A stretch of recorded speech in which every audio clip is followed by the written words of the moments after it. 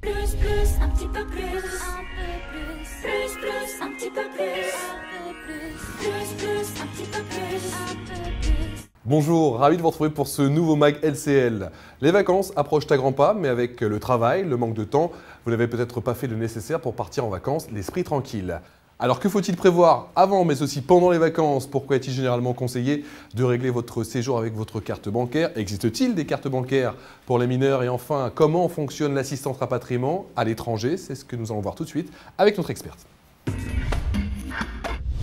Allez, comme promis, nous avons rejoint Claire Rochard, chef de produit marketing chez LCL en charge des cartes bancaires haut de gamme. Claire, bonjour. Bonjour Patrice. Première question, pourquoi est-il vivement conseillé de payer son voyage avec sa carte bancaire? Alors, payer avec votre carte bancaire vous permet en fait de bénéficier des prestations d'assurance et d'assistance inclus dans votre carte pour vous et pour votre famille, comme par exemple l'interruption ou l'annulation de votre voyage. La garantie véhicule de location vous couvre notamment pour les dommages et le vol subis par le véhicule que vous avez loué. Enfin, vous pouvez aussi profiter des prestations, notamment en matière de retard de bagages, de retard de transport, comme le train ou l'avion. Alors, est-il possible de payer l'acompte de votre voyage avec une carte bancaire classique et le solde avec une carte bancaire plus prestigieuse par la suite? Alors oui, bien sûr, c'est tout à fait possible, en particulier si vous réglez le solde de votre séjour avec cette carte plus prestigieuse, ce sont ces garanties qui prévaudront. Il n'est jamais trop tard en fait pour changer de carte bancaire.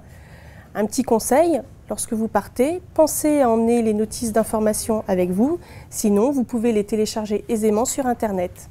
Vacances, ça rime forcément avec dépenses. Pourquoi est-il plus facile d'atteindre son plafond de paiement à l'étranger? Et est-il possible de le relever provisoirement? Relever son plafond, c'est une opération tout à fait courante, notamment en période de vacances. En fait, vous réglez le séjour avec votre carte bancaire, vos billets d'avion, et donc vous atteignez très rapidement le plafond de paiement. Vous risquez donc, si vous n'avez pas pris la précaution d'en parler avec votre conseiller préalablement, de vous retrouver bloqué sur place. Alors un petit conseil, contactez votre conseiller avant de partir. Il pourra vous proposer de changer de carte pour une carte plus élevée avec des plafonds et des garanties plus étendues. Pourquoi les cautions nuisent-elles à notre plafond de paiement? Alors en fait, elles immobilisent une certaine somme d'argent non dépensée. C'est le cas par exemple lorsque vous déposez une caution au moment de la location d'un véhicule. La somme n'est pas débitée de votre compte, elle est bloquée et est considérée pendant quelques jours comme une transaction réalisée. Résultat, vous atteignez plus rapidement votre plafond de paiement.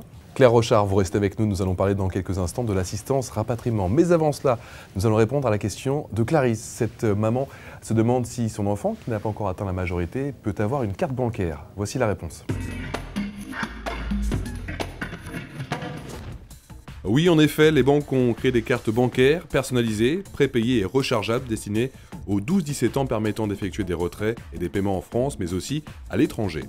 Lors de la commande, vous choisissez le montant initial accrédité, le plafond mensuel maximum de dépenses que vous autorisez sur la carte de votre enfant. Vous pouvez la recharger quand vous le souhaitez en agence ou via Internet du montant de votre choix et bien entendu, l'option virement automatique est possible. Avec ce type de carte, aucun risque de découvert.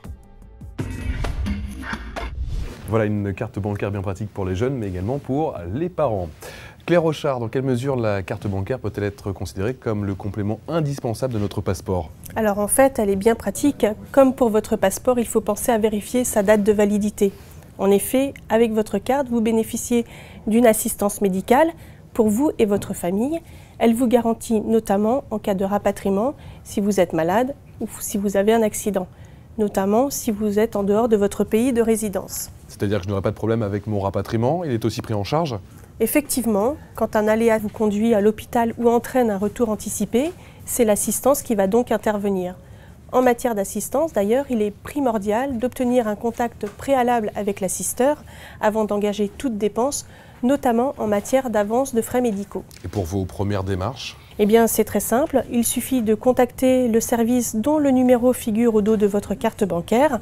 Un petit conseil, avant de partir, pensez à le noter dans votre répertoire téléphonique. Oui, un numéro bien pratique en cas de perte ou de vol de votre carte bancaire. Existe-t-il aussi des assurances pour les achats effectués à l'étranger, comme en France? C'est vrai que c'est toujours un petit peu frustrant d'acheter un ordinateur qui tombe en panne au bout de 3 jours. Alors oui, bien sûr, certaines banques proposent une garantie achat qui couvre les frais de réparation si le bien est endommagé, voire même son remplacement si le bien est volé. C'est évidemment sous condition.